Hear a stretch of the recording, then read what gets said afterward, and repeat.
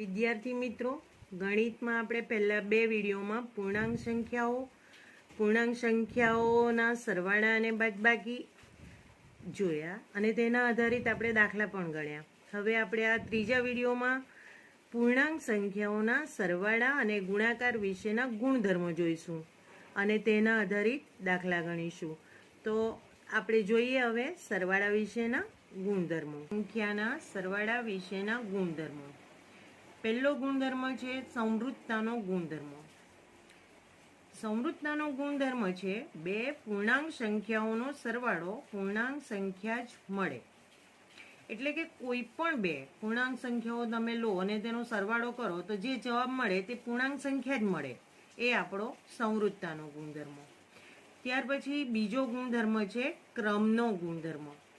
બે પૂર્ણાંક સંખ્યાઓનો સરવાળો ગમે તે ક્રમમાં કરવામાં આવે પરિણામ એક સરખું જ મળે છે.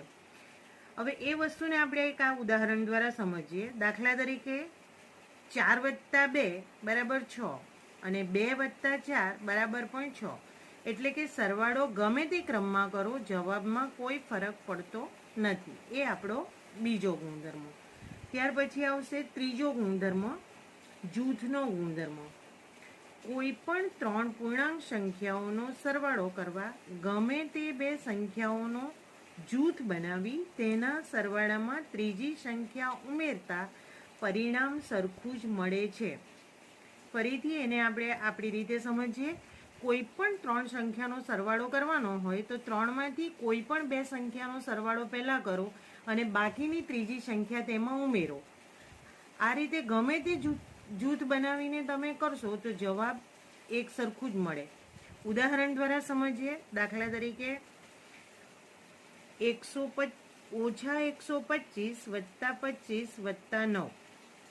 હવે આ ત્રણ સંખ્યાઓનો સરવાળો કરવા માટે આપણે પહેલા 25 અને 9નું જૂથ બનાવ્યું અને એનો સરવાળો કરીને -125માં ઉમેર્યું.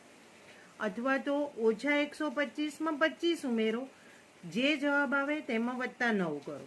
અથવા તો ત્રીજું -125માં 9 ઉમેરી તેમાં 25 ઉમેરો. આ રીતે કોઈ પણ રીતે તમે સરવાળો કરો તો જવાબ એક જ મળે. એ આપણો થયો જૂથનો નિયમ. ત્યાર પછી ચોથો નિયમ છે સરવાળા માટે તટસ્થ સંખ્યા. આ તો આપણને ખબર જ છે કે સરવાળા માટેની તટસ્થ સંખ્યા છે 0. કોઈ પણ પૂર્ણાંક સંખ્યાનો 0 સાથે સરવાળો કરતા પરિણામ તેની તે જ સંખ્યા મળે. સંખ્યા ગમે તે લો, 1 અંકની, 2 અંકની, 3 અંકની, 4 અંકની, ગમે તે સંખ્યા લો પણ તેમાં 0 ઉમેરો તો જવાબ આપણને તેની તે જ સંખ્યા મળે. અહીંયા તમને બે ઉદાહરણ આપેલા છે. -165 + 0 = -165. 289 + 0 = 289. આવી રીતે તમે કોઈ પણ ઉદાહરણ દ્વારા આ વસ્તુને સમજી શકો. તમે જોયું હશે કે આપણા જે આ સરવાળાના ગુણધર્મ છે તમે આગળ પૂર્ણ સંખ્યાના જે ગુણધર્મ શીખી ગયા છો તેના જેવા જ છે. હવે આપણે શીખીશું ગુણાકાર વિશેના ગુણધર્મો. એ ગુણાકાર વિશેના ગુણધર્મો પણ તમે આગળ પૂર્ણ સંખ્યાના જે ગુણધર્મ શીખી ગયા છો તેના આધારિત જ છે. ચાલો એમાં પણ પહેલા જોઈએ. પહેલો ગુણધર્મ છે સંવૃત્તાનો ગુણધર્મ. બે પૂર્ણાંક સંખ્યાઓનો ગુણાકાર પૂર્ણાંક સંખ્યા જ મળે. બરાબર. કોઈ પણ બે પૂર્ણાંક સંખ્યાનો ગુણાકાર કરો જવાબ પૂર્ણાંક સંખ્યા જ મળે. એ આપણો પહેલો ગુણધર્મ. ત્યાર પછી બીજો ગુણધર્મ ક્રમનો ગુણધર્મ.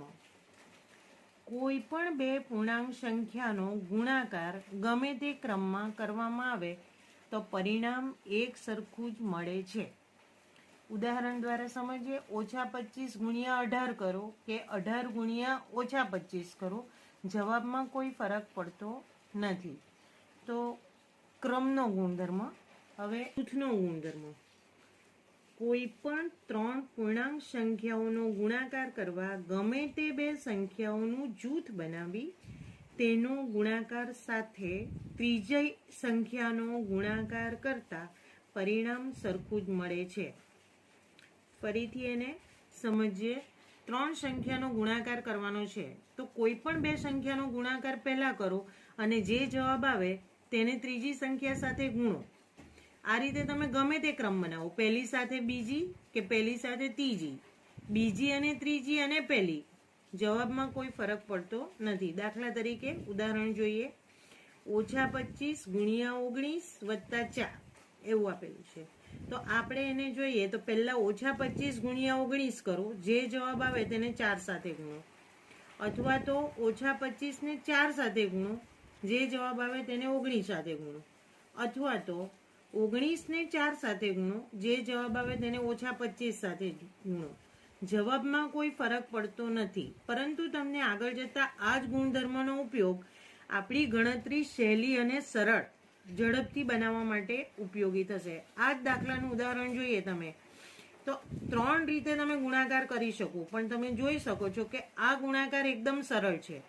25 ગુણ્યા 4 એટલે 100 અને 100 ગુણ્યા 19. પાછળ કે કોઈ પણ જગ્યાએ ગણતરી કર્યા વગર તમે એનો જવાબ સીધો લખી શકો. એટલે જૂથના ગુણધર્મનો તમે આગળ જતા આ રીતે ઉપયોગ કરી શકો. ત્યાર પછી ગુણાકાર માટે તટસ્થ સંખ્યા. ગુણાકાર માટેની તટસ્થ સંખ્યા છે 1. આપણે આગળ જોઈ ગયા સરવાળા માટેની તટસ્થ સંખ્યા છે 0 અને ગુણાકાર માટેની તટસ્થ સંખ્યા છે 1.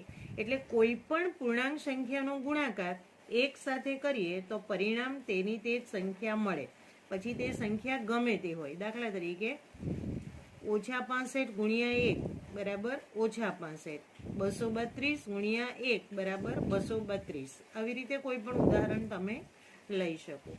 હવે સરવાળાના ગુણધર્મો અને ગુણાકારના ગુણધર્મો ઉપર આધારિત એક બીજો નિયમ છે વિભાજનનો નિયમ. એનું નામ છે ગુણાકારનું સરવાળા ઉપર વિભાજન. એને આપણે એક ઉદાહરણ દ્વારા સમજીએ. -6 ગુણ્યા કૌંસમાં 7 વત્તા 5. હવે આ તો નાની સંખ્યા છે એટલે તમે સીધો ગુણાકાર કે સરવાળો કરી શકો, પણ આ જ વસ્તુને મોટી સંખ્યા આપેલી હોય ત્યારે આ રીતે ગુણાકાર કરી શકો. કઈ રીતે? તો બહાર જે સંખ્યા આપેલી છે તેને અંદર આપેલી બંને સંખ્યા સાથે વારાફરતી ગુણો અને વચ્ચે અહીંયા વત્તાનું ચિહ્ન છે એટલે અહીંયા વત્તાનું ચિહ્ન મૂકવાનું. એટલે કે -6 ગુણ્યા 7, -6 ગુણ્યા 7, વચ્ચે વત્તાનું ચિહ્ન એટલે વત્તા. પછી -6 ગુણ્યા 5, -6 ગુણ્યા 5. એટલે આ થયો આપણો ગુણાકારનું સરવાળા ઉપર વિભાજન. આગળ ઉપર તમને ખાલી જગ્યા અને દાખલા ગણવા માટે આનો ઉપયોગ વધારે પ્રમાણમાં કરવાનો રહેશે. એટલે આને બહુ શાંતિથી સમજો. બહાર આપેલી સંખ્યા ને અંદર આપેલી સંખ્યા સાથે વારાફરતી ગુણવાની અને વચ્ચે જે ચિહ્ન હોય એ તમારે મૂકવા. હવે આપણે સ્વાધ્યાય 1.2 કરીએ, જે આપણે આજે ગુણધર્મ શીખી ગયા છે એના ઉપર આધારિત છે. સ્વાધ્યાય 1.2 નો પહેલો દાખલો છે. એમાં આપેલું છે પૂર્ણાંક સંખ્યાઓની જોડી લખો.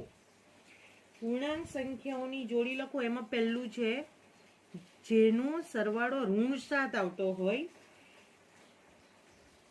એવી આપણે પૂર્ણાંક સંખ્યાની જોડી લખવાની છે. હવે આવા તો આપણને અસંખ્ય જવાબ મળે. મેં અહીંયા તમને બે ઉદાહરણ આપેલા છે, તમે એનાથી વધારે ઉદાહરણ પણ લખી શકો.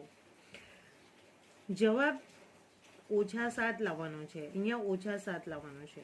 તો પહેલું ઉદાહરણ લીધું છે મેં -5 વત્તા -2. 5 ને 2 7 અને બંનેનું ચિહ્ન ઓછા એટલે ઓછા. આ નિયમ આપણે આગળ શીખી ગયા છે, એનો અહીંયા ઉપયોગ કરવાનો છે. બીજું ઉદાહરણ છે જવાબ તો 7 લાવવાનો છે એટલે મેં લીધા છે -4 અને -3. બંનેનું ચિહ્ન ઓછા, બંનેના ચિહ્ન સરખા એટલે સરવાળો, એટલે 4 વત્તા 3 બરાબર 7 અને બંનેનું ચિહ્ન ઓછા છે એટલે જવાબ -7. બરાબર. ચાલો હવે બી નો સવાલ એવો છે કે એવી બે પૂર્ણાંક સંખ્યાઓની જોડી લખવાની છે કે જેનો તફાવત -10 મળે. હવે તફાવત -10 લાવવાનું છે એટલે વચ્ચે ઓછાનું ચિહ્ન લખવાનું છે. ચાલો જવાબ લખીએ. -30 -20. તો તમે જોશો તો -30 અને ઓછા વત્તા થશે એટલે 1 ઓછા 1 વત્તા એટલે 30 માંથી 20 બાદ કરીએ તો જવાબ આવે 10. પણ મોટી સંખ્યા 30 છે અને તેનું ચિહ્ન ઓછા છે એટલે જવાબ આવ્યો -10. બરાબર. એવું જ બીજું ઉદાહરણ -20 -10 એટલે થશે -20 વત્તા -10 -20 વત્તા 10 બંનેના ચિહ્ન અસમાન બાદબાકી 20 માંથી 10 જાય તો 10 મોટી સંખ્યાનું ચિહ્ન ઓછા એટલે જવાબ -10 બરાબર. ચાલો હવે એમાં સી બે પૂર્ણાંક સંખ્યાઓની એવી જોડી લખવાની છે કે જેનો સરવાળો શૂન્ય થાય. તો -5 વત્તા 5 બરાબર 0, -14 વત્તા 14 બરાબર 0. આપણને ખબર છે કે બે વિરોધી સંખ્યાઓનો સરવાળો શૂન્ય થાય એટલે તમે આમાં કોઈ પણ ઉદાહરણ લખી શકો. એકનું ચિહ્ન ઓછા અને એકનું વત્તા એટલે જવાબ 0 થાય. હવે પ્રશ્ન બીજો આપણો સવાલ છે જેનો તફાવત 8 હોય એવી ઋણ પૂર્ણાંકની જોડી લખવાની છે. અહીંયા પણ તમને ઘણા બધા જવાબો મળી શકે. આપણે બે ઉદાહરણ લીધા છે જવાબના, તમે એનાથી વધારે ઉદાહરણ લઈ શકો.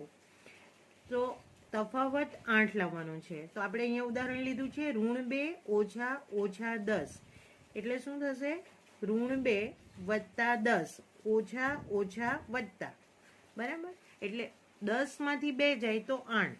હવે અહીંયા 10 મોટી સંખ્યા છે અને એનું ચિહ્ન વત્તા છે એટલે જવાબ મળશે +8. બીજું ઉદાહરણ -4 -12 બરાબર -4 વત્તા 12 ઓછા વત્તા એટલે +12. બંનેનું ચિહ્ન અલગ અલગ એટલે બાદબાકી કરવાની. 12 માંથી 4 જાય તો 8 અને 12 નું ચિહ્ન વત્તા છે એટલે જવાબ મળે +8. હવે એમાં બીજું બી સરવાળો -5 હોય એવા ઋણ પૂર્ણાંકોની જોડી લખવાની છે. એવા ઋણ પૂર્ણાંક અને ધન પૂર્ણાંકની જોડી લખવાની છે. સરવાળો -5. આપણે પહેલું ઉદાહરણ લઈએ -8 અને +3. તો -8 વત્તા 3 1 ઓછા 1 વત્તા 8 માંથી 3 જાય તો 5. 8 નું ચિહ્ન ઓછા એટલે -5.